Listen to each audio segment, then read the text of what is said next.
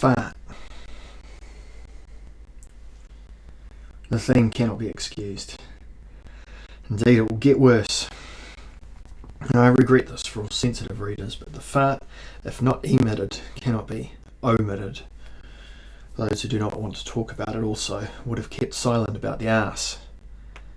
The subject matter demands it, and after we have spoken about oral matters, our presentation, for better or for worse, must go through its anal phase before we come to the genitals.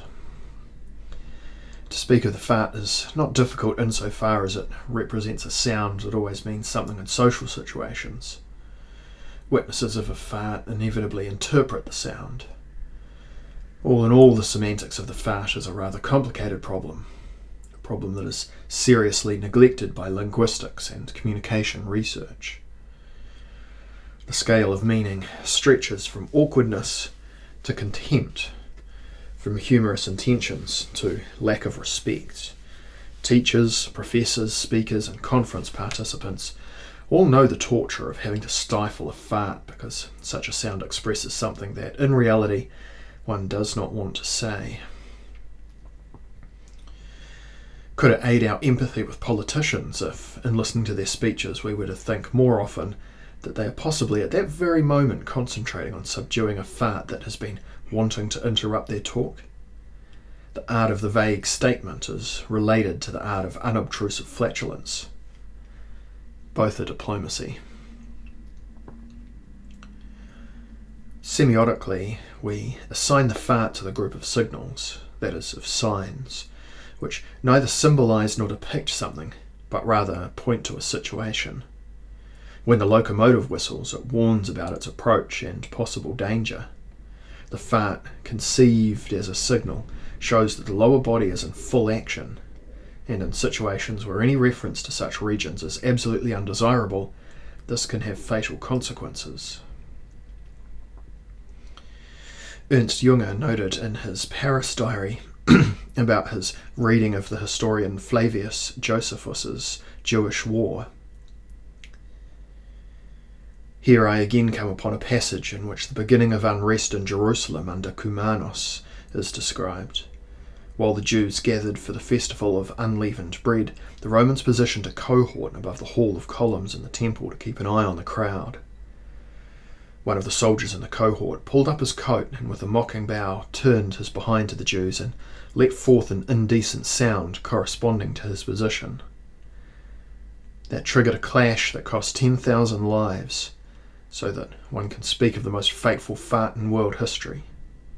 From Stralungen, pages 188 to 89. The cynicism of the Roman soldier, whose fart was a political provocation and a blasphemy in the temple, finds a counterpart in Junger's commentary, which crosses over into the area of theoretical cynicism.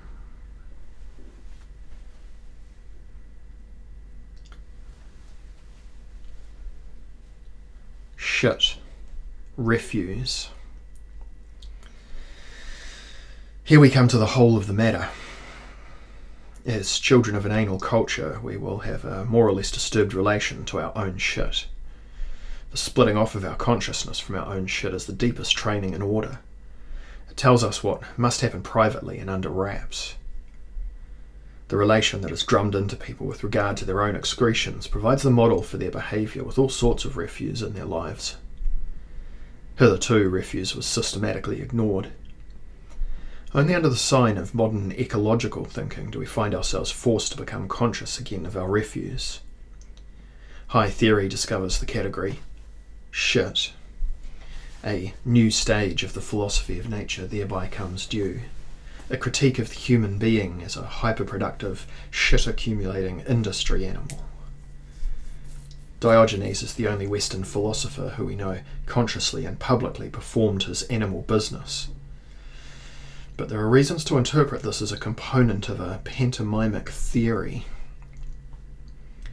It hints at a consciousness of nature that assigns positive values to the animal side of human beings, and does not allow any dissociation of what is low or embarrassing. Those who do not want to admit that they produce refuse and that they cannot choose to do anything else risk suffocating one day in their own shit. Everything suggests that Diogenes of Sinope would be admitted to the ancestral gallery of ecological consciousness. The grand act of ecology is the history of ideas that will have an impact, as far as philosophy, ethics, and politics are concerned, will be to transform the phenomenon of refuse into a high theme. From now on, it is no longer an onerous secondary phenomenon, but is recognised as a basic principle. With this, the last hidden positions of idealism and dualism are really broken down. Shit has been encountered in another way. It is now necessary to rethink the usefulness of the unuseful, the productivity of the unproductive. Philosophically speaking, to unlock the positivity of the negative, and to recognise our responsibility also for what is unintended. Cynical philosophers are those who do not get nauseated.